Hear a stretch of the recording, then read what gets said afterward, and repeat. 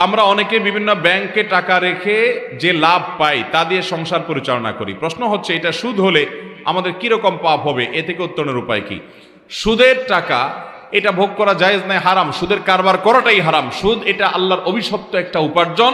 যত হারাম আছে সুদের মতো ভয়াবহ হারাম আরেকটা নাই। আমি প্রায় সময় বলি, আপনি হালাল টাকা উপার্জন করে বাজার থেকে 1 কেজি গরুর গোশত কিনে আনছেন, 1 কেজি খাসির গোশত কিনে আনছেন, মুরগির গোশত কিনে আনছেন, এনে আপনি রান্না করে খেয়েছেন, তাহলে হালাল টাকায় না, হারাম টাকায় টাকা উপার্জন করছেন। হারাম পদ্ধতিতে আপনি ঘুষ খেয়ে টাকা উপার্জন করছেন। সে ঘুষের টাকা দিয়ে আপনি গরুর গোশত কিনে এনে রান্না করেছেন, গুনাহ হবে। যেহেতু ঘুষের টাকা দিয়ে কিনছেন, গুনাহ হবে, খানাটা হারাম হবে।